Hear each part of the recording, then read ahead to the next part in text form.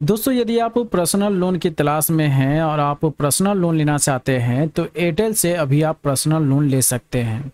अगर आप एयरटेल से पर्सनल लोन लेना चाहते हैं तो 1 लाख, 2 लाख, 5 लाख या इससे ज़्यादा का भी आप पर्सनल लोन ले सकते हैं। इस वीडियो में दोस्तों मैं आप सभी को बताने वाला हूं कि इस लोन को लेने के लिए एलिजिबिलिटी क्राइटेरिया क्या क्या होना चाहिए। हम देखेंगे कि इंटरेस्ट रेट आपको क्या पे करना पड़ेगा, साथ में हम देखेंगे कि डॉक्यूमेंट्स आपके क्या क्या लगेंगे और 5 लाख रुपए तक का अगर आप लोन लेते हैं तो इसका EMI आपको क्या देना पड़ेगा, ये भी हम आज के इस वीडियो में देखेंगे। तो चलिए शुरू करते हैं। तो सबसे पहले कुछ बेसिक सा इन्फॉर्मेशन आप सभी को बता देते हैं। तो यहाँ पर अगर आप देखेंगे तो लोन का जो इंटरेस्ट रेट है यानी ब्याज दर है 11.5% से शुरू है। अब ये डिपेंड करेगा कि किस तरह से आपका सिविल स्कोर है। सिविल स्कोर के बारे में भी मैं आप सभी को बताऊँगा। इसके बाद है लोन अमाउंट।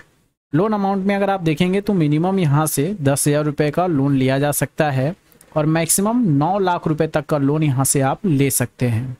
इसके बाद समय की अगर बात करें तो समय यहाँ पर देखेंगे तो मिनिमम आपका 3 महीना है और मैक्सिमम यहाँ पर 5 सालों के लिए लोन ले सकते हैं।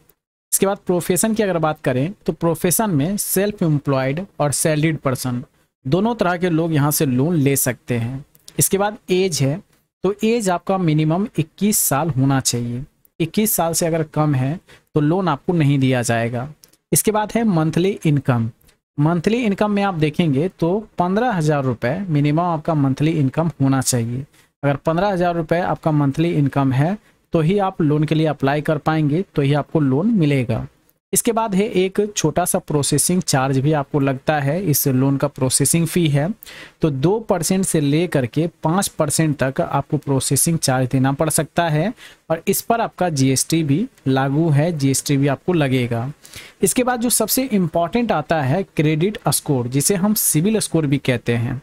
तो सिविल स्कोर यहाँ पर 700 प्लस आपका होना चाहिए। अगर 700 प्लस आपका सिविल स्कोर रहेगा तो आपको इंटरेस्ट भी कम लगेगा और आपको लोन भी जल्दी दे दिया जाएगा।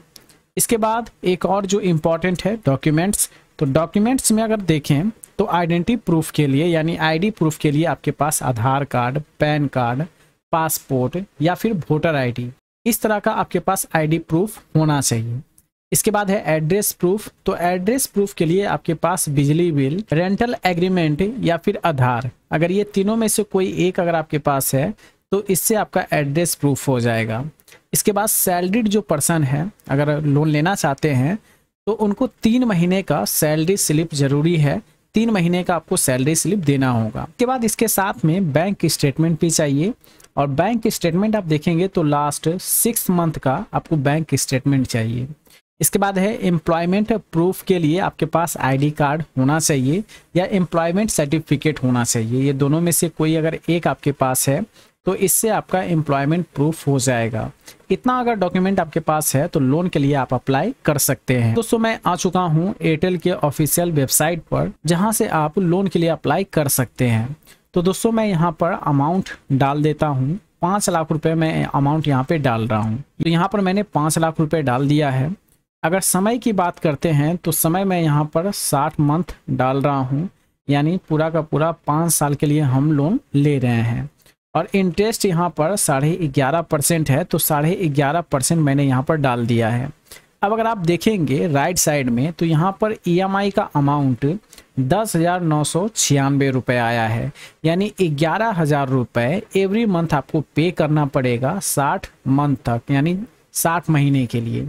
इसके बाद अगर आप देखेंगे तो 5 लाख रुपए का लोन अगर आप लेते हैं तो इस पर आपका इंटरेस्ट 1,59,778 रुपये टोटल इंटरेस्ट आपको पे करना पड़ेगा, यानी ब्याज इतना आपको पे करना होगा। तो अगर आप दोस्तों लोन लेना चाहते हैं तो इसी वेबसाइट पर आएंगे और ऊपर में अगर आप देखते हैं तो एक ऑप्शन आपको दिख जाएगा अप्लाई नाउ का। जैसे ही अप्लाई नाउ वाले ऑप्शन पर क्लिक करेंगे तो यहाँ पर पूरा प्रोसेस आपको दिया गया है।